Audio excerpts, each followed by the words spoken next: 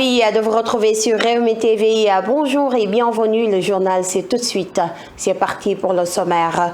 Ousmane Sonko séduit par le modèle de développement japonais. Le Premier ministre annonce une nouvelle forme de coopération après le lancement du nouveau référentiel des politiques publiques. Le chef du gouvernement présidait ce vendredi le 40e anniversaire du CFPT Sénégal-Japon. Retour sur la 7e édition du Salon des startups à l'initiative du MEDES. Afritech a encore permis aux jeunes entrepreneurs de présenter les projets les plus innovants avec à la clé des récompenses très fructueuses. États, partenaires internationaux, secteur privé, tous ont répondu présents. Législative anticipée, Ousmane Sonko et Barthélémy Diaz peuvent être tranquilles. Le Conseil constitutionnel a rejeté les requêtes introduites contre leur candidature. L'analyste politique Pathé Mbodj y voit une bonne expression démocratique. Et dans ce journal aussi, nous parlerons du Sénégal qui fera face au Malawi. C'est ce soir au stade Abdoulaye Wade de Diamniadio, un match fatidique pour Pape Thiaw, le sélectionneur intérimaire des Lions doit tenter de séduire les supporters, mais surtout les dirigeants pour espérer être confirmés au poste.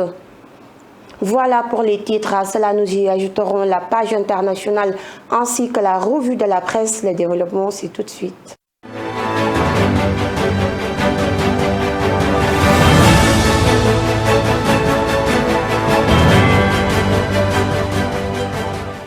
Le Centre de formation professionnelle et technique Sénégal-Japon célèbre son 40e anniversaire ce vendredi. La cérémonie présidée par le chef du gouvernement sénégalais a été l'occasion de magnifier la belle coopération entre le Sénégal et le Japon. Ousmane Sonko a d'ailleurs annoncé la réactualisation de la coopération entre le Sénégal et l'ensemble de ses partenaires en parfaite harmonie désormais avec le nouveau référentiel des politiques publiques qui sera présenté lundi. Le Premier ministre, séduit par le modèle japonais, déclare la fin de l'ère de l'endettement.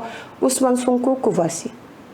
Le développement doit ensuite être porté par des ressources humaines de qualité. On doit former ce qui nous réunit aujourd'hui ici. Mais le développement, c'est aussi un état d'esprit.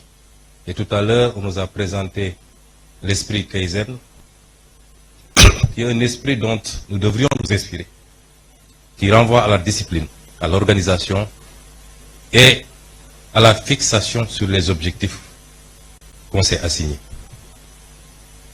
Et notre gouvernement, justement, Monsieur l'ambassadeur et Monsieur le Président, veut lever ces défis. Les modèles de développement qu'on nous a présentés ou qu'on nous a appliqués jusqu'à présent ne pourront jamais développer nos pays. Donc c'est la fin de l'ère de l'endettement inconsidéré pour venir investir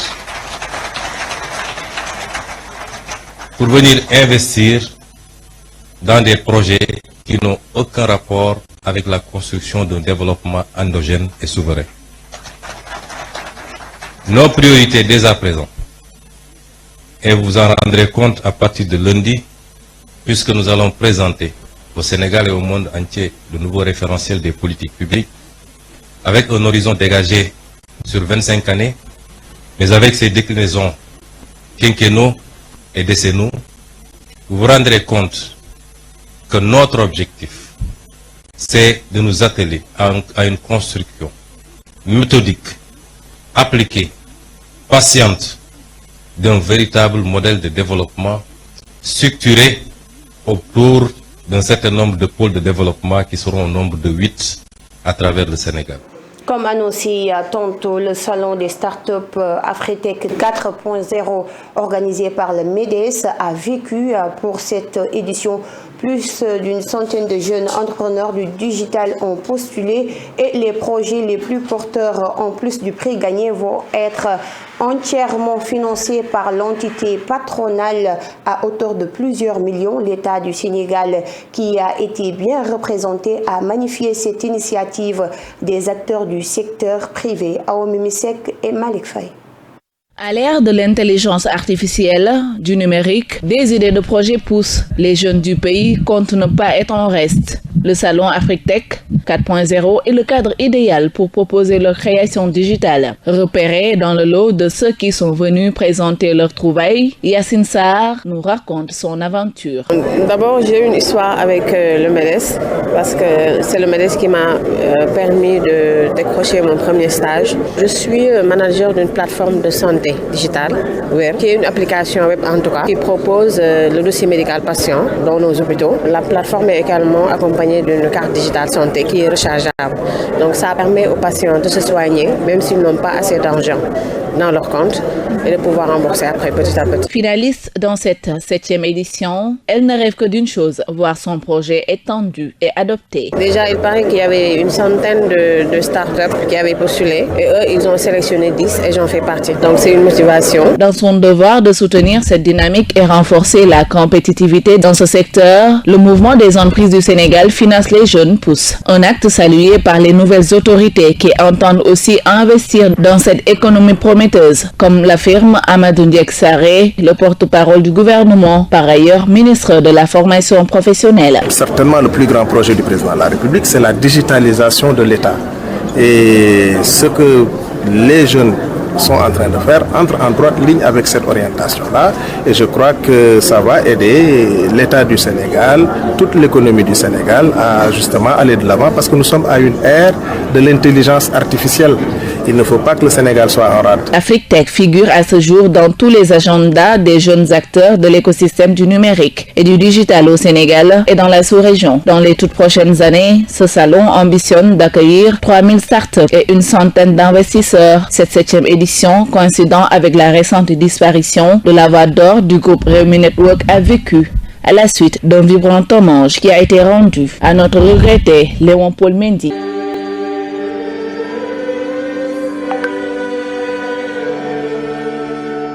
La voix off du MEDES et du groupe Promo Consulting s'est éteinte pour toujours. Durant ces 10 dernières années, Léon Paul Mendy, notre collaborateur et ami, a posé sa belle voix inimitable sur tous les spots du MEDES et du groupe Promo Consulting. C'est acté, le Sénégal devient le premier pays africain à recevoir la certification internationale de l'Organisation mondiale de la santé pour le déploiement extérieur d'une équipe médicale d'urgence. Cette reconnaissance vient saluer la capacité du pays à intervenir rapidement en cas de catastrophe naturelle ou d'urgence de santé publique. La cérémonie officielle de clôture de ce long processus de certification a eu lieu hier à la base militaire de Thiès. Bamba Sakho nous en dit plus.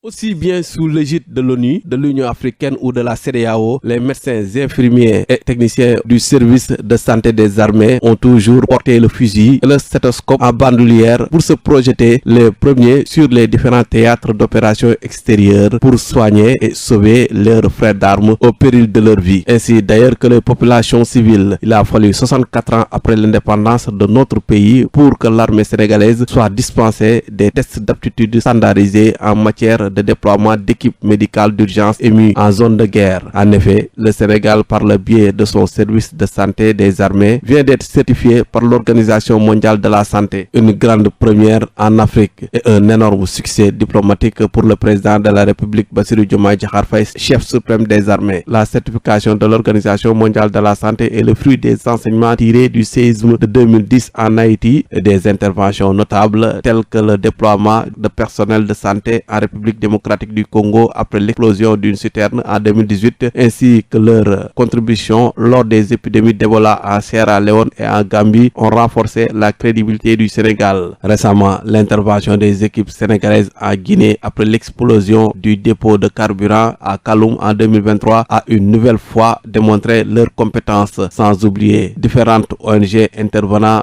dans l'offre de soins et services cliniques aux populations lors des urgences sanitaires et catastrophes naturelles. Au départ, ils étaient une dizaine de pays africains et ONG à postuler. À l'arrivée, seul le Sénégal est certifié, une certification qui constitue une grande consécration de nos armées sous le coaching gagnant du général Mbaye Cissé, mais aussi un véritable succès diplomatique du Sénégal sous le magistère du président de la République, Bassirou Diomaye Diakhar Faye. Au même moment, le Conseil constitutionnel a rejeté les recours déposés contre Barthélémy Diaz et Ousmane Sonko pour pour les élections législatives anticipées du 17 novembre prochain. Ils peuvent donc préparer sereinement leur campagne. Cette décision des 7 sages confirme la vitalité démocratique sénégalaise. Selon Pathé Mbodj, l'analyste politique n'en attendait pas moins de cette juridiction.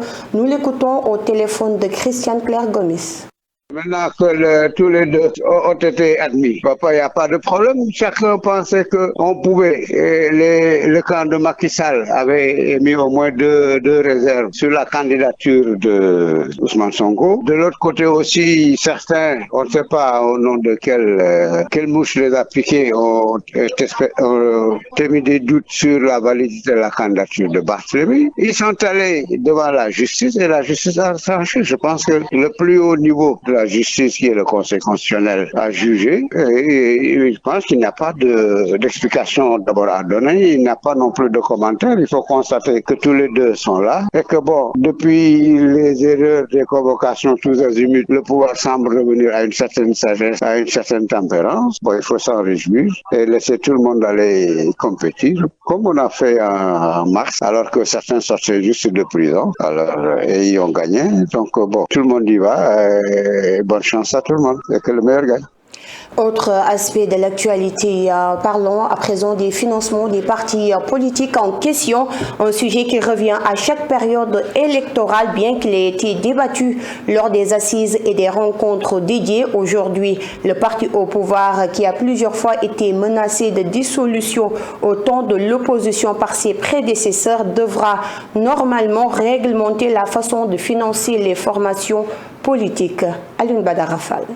C'est à travers une levée de fonds que l'actuel parti au pouvoir compte financer sa campagne électorale pour les législatives. L'annonce est du responsable de la communication du parti qui rappelle que les nouvelles autorités ne comptent point utiliser les fonds politiques pour financer leur campagne électorale pour ces législatives. Une façon pour le régime actuel de montrer qu'il s'instruit toujours dans le Jubal Jubanti, mais surtout de répondre à leurs principaux opposants qui leur avaient taxé souvent de recourir à des financements occultes. Il faut rappeler qu'en 2021, le PASTEF était même menacé de dissolution par le régime de Macky Sall après une campagne internationale de levée de fonds qui avait récolté plus de 25 millions de francs CFA. À l'époque, l'appel aux contributions des militants était les seuls moyens pour PASTEF de pouvoir financer ses activités. Alors qu'on sait tous que la majeure partie des formations politiques font recours à la vente des cartes d'adhésion et des cotisations des responsables pour tirer des sources de revenus. Même si la législation de 1981 modifié en 89 doit permettre en principe d'éviter les financements occultes et l'ingérence d'acteurs étrangers dans la vie politique. Il faut préciser que pour le cas de PASTEF, il s'agissait bien de Sénégalais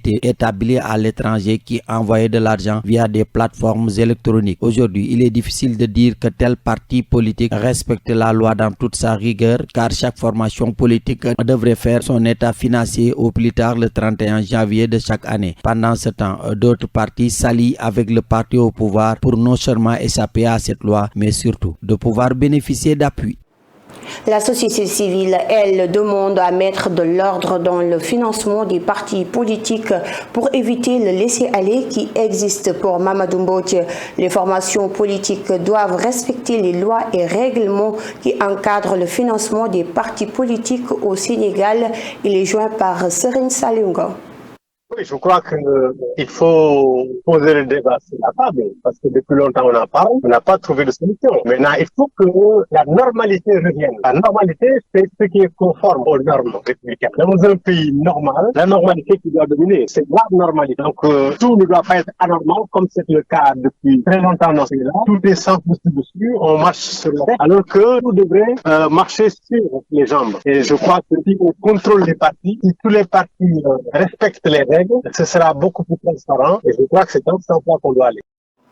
Parlons sport à présent. Orpheline d'Aliou Cissé éjectée il y a quelques jours après presque 10 années sur le banc. L'équipe nationale du Sénégal va ouvrir une nouvelle page de son histoire ce vendredi à Diamniadio face au Malawi. Ce match de qualification pour la CAN 2025 servira de baptême de feu pour le staff intérimaire sous la houlette de Pape Thiaw.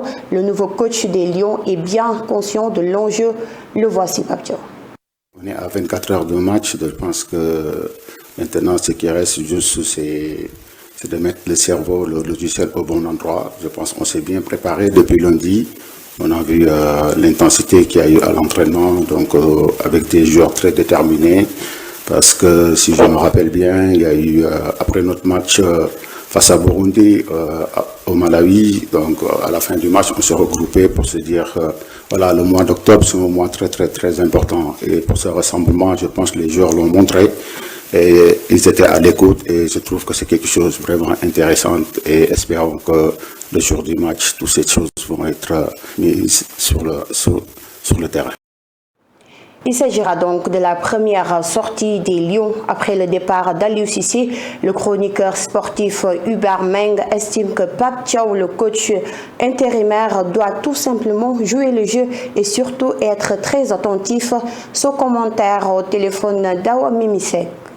Je pense qu'ils doivent simplement jouer leur jeu, jouer sur leurs véritables valeurs et être attentifs, c'est-à-dire bien savoir gérer leur temps fort quand ils mènent le score, qu'ils puissent gérer cet avantage. Parce que les 2 derniers matchs à domicile n'ont pas été concluants. Ils ont ouvert le score, ensuite ils ont baissé pavillon, ont permis à l'adversaire d'égaliser. On a fait 2 fois 1-1 pour les 2 dernières sorties à Abdoulaye Wade. Là, il nous faut non seulement gagner, mais également gagner largement contre le Malawi parce que le Burkina a pris 7 points. Et à un goal différence de plus 5 quoi. Là, il nous faut battre le Burundi au moins 5 buts à 0. En tout cas, avec 5 buts d'écart pour prendre la tête au goal différence. Maintenant, comment ils vont aborder le match? Je pense que déjà, il faut un changement de système. Ranger le 3-5-2 de Aliou Cissé et jouer avec un système que l'on maîtrise le plus, c'est-à-dire le 4-4-2 ou bien le 4-3-3. Moi, je pense que si on le fait, si les garçons jouent sur leur véritable valeur, nous allons nous en sortir et nous pouvons même gagner largement. C'est possible parce que ça reste des humains quand même et ils ont des relations assez particulières avec Aliou Cissé, avec qui ils ont séminé au moins 9 ans, donc ce n'est pas rien, mais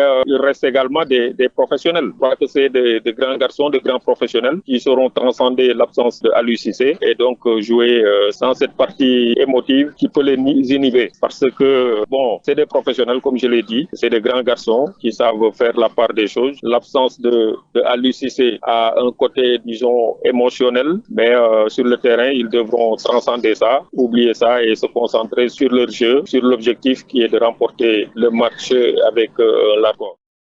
Sans plus tarder, nous passons à la revue de la presse signée Awaba. La Sénélec, Société nationale d'électricité du Sénégal, et la 3MD Énergie vous offrent votre revue de presse. Bonjour à toutes et tous. À la une du journal Réumi Quotidien de ce vendredi, la 7e édition du Salon des startups Afritech. Le mouvement des entreprises du Sénégal MEDES a tenu hier la 7e édition du Salon des startups, occasion saisie par le président du MEDES Manick Diop pour plaider pour plus d'espace de rencontre pour les jeunes porteurs de projets. Initié depuis 2018 pour magnifier l'entrepreneuriat dans le digital, le numérique, en particulier des jeunes pousses et porteurs de projets innovants de start-up. Selon le président du MEDES Manick Diop, la réussite de la politique d'émergence économique, sociale et culturelle du pays passe inexorablement par la transformation digitale. D'ailleurs, le ministre de la formation professionnelle et porte-parole du gouvernement venu présider ces prestigieuses cérémonies, Moustapha Ndiaye Sarré, promet la création d'un écosystème favorable aux start-up. Aïssatou Diallo, lauréate du premier prix du 4.0, le prix futuriste. Un des temps forts du 7e salon des startups Afritech a été la remise de prestigieux prix décernés aux nominés qui a vu la consécration de Aïssatou Diallo. Elle a remporté le prix du futuriste 4.0. Il est important de rappeler que le projet de la startup d'Aïssatou Diallo est axé sur le cancer et concernant le partenariat entre Afritech et Slush, l'ambassadrice de la Finlande au Sénégal annonce l'effectivité dans les prochains jours. Pendant ce temps, sur les législatives, en quel titre petit meurtre préélectoraux. La coalition Jàmm ak Njariñ d'Amadou Ba est attaquée de toutes parts. La PR de Macky Sall a décidé de ne plus aller en intercoalition avec elle. L'AFP de Niasse l'accuse d'une démarche solitaire, suivie de choix dont l'opacité le dispute à l'irrationalité. Abdoulaye Dièye, tête de liste départementale de Jàmm ak Njariñ, démissionne à Thiès. Après la présidentielle, leur antagonisme a son paroxysme pour ces législatives anticipées. Guerre totale entre Macky et Amadou Ba, nous informe Vox Vox Populi. La tête de liste Taku Wallu charge lourdement le chef de file de Diamangerigne. Macky dénonce le manque de sincérité, les jeux troubles et la tricherie qui ont caractérisé la démarche de la coalition Diamangerigne. Dans Besbi le jour, intercoalition Taku Diam à Guédiawaye. Petit meurtre entre alliés, nous dit ce journal. Néné Fatouma Tatal, la pomme de discorde. La PR dénonce le jeu trouble d'Amadouba et réclame le rejet de la liste de Guédiawaye. En tout cas, pléthore des listes, ressemblances, des bulletins, d'émissions entre autres. Risque de confusion, nous dit nos confrères de Walf Quotidien. Et l'Observateur nous parle de Maître Horaï Chiba, avocat de Sonko. L'affaire des 94 milliards atterrit au parquet financier. Sonko, son statut de Premier ministre et les précisions de son avocat sur sa probable convocation. D'ailleurs, Diomaye fouille Macky et Moussa Fall dans les Échos.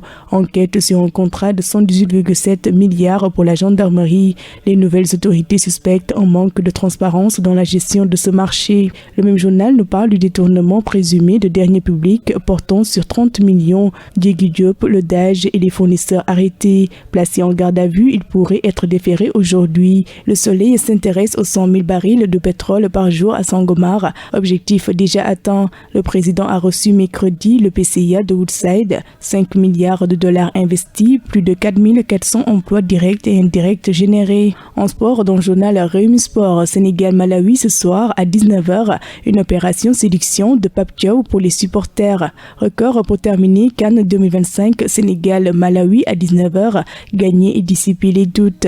Et c'est ce que m'a fait ce tour des journaux. Très bonne lecture à toutes et à tous. La Sénélec, Société nationale d'électricité du Sénégal, et la 3MD Énergie vous ont offert votre revue de presse. Voilà qui m'a fait à cette session d'information. Merci de nous avoir suivis et excellente suite des programmes sur Réumi TV. Djouma Moubarak.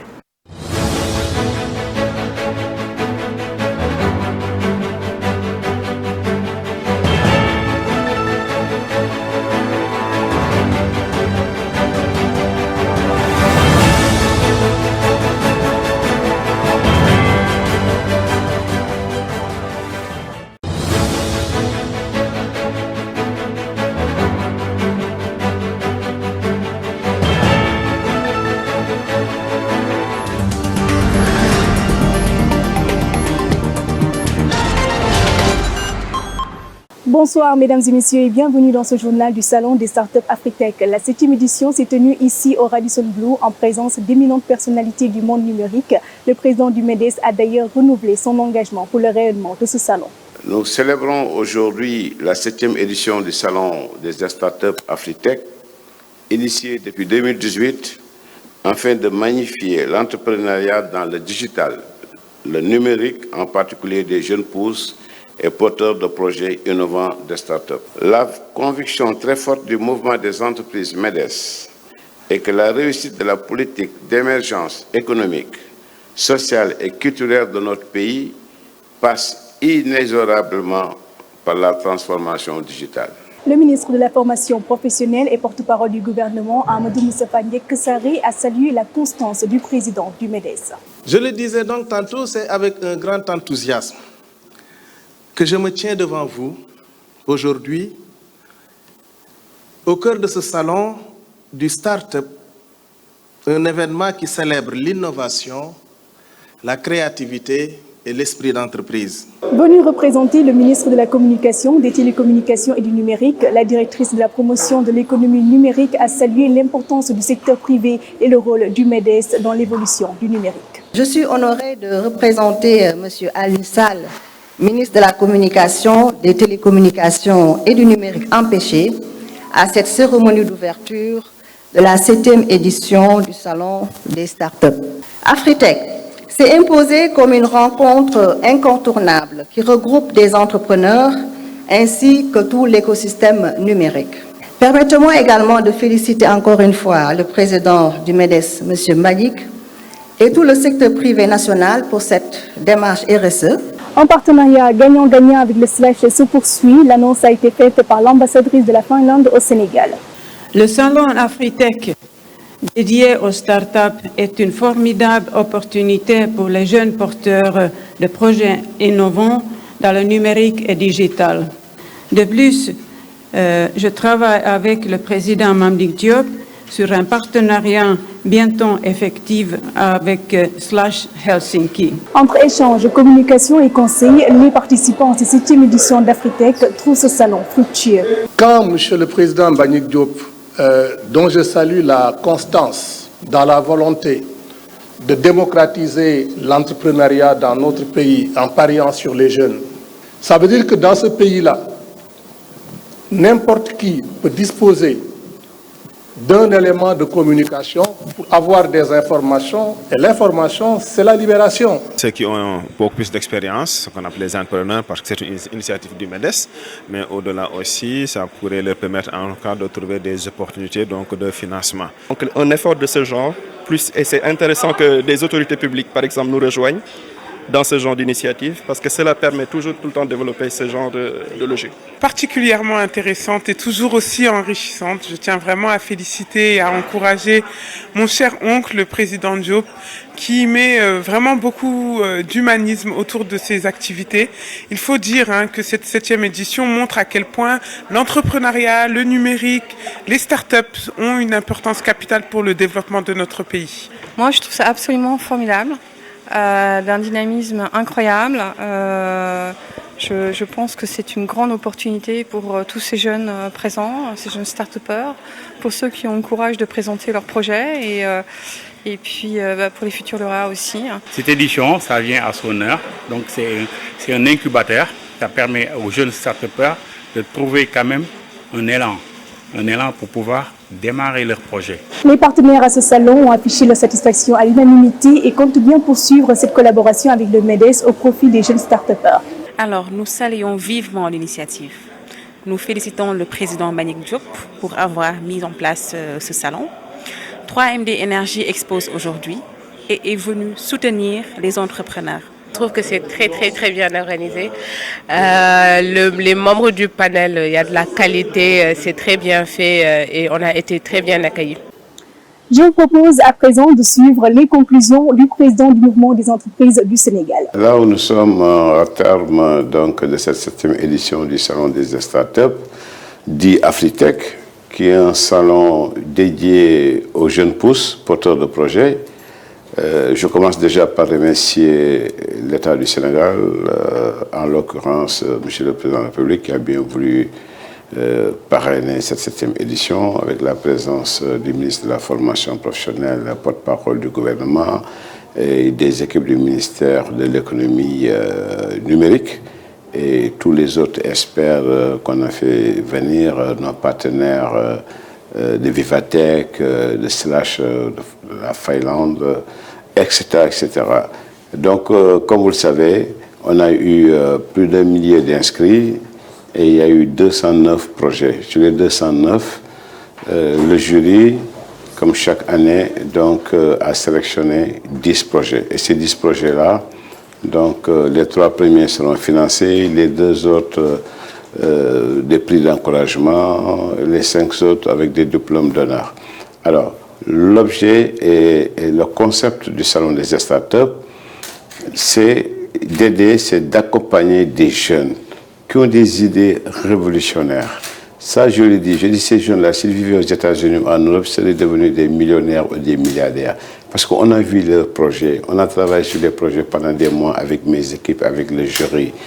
Et depuis 6 ans, on les finance.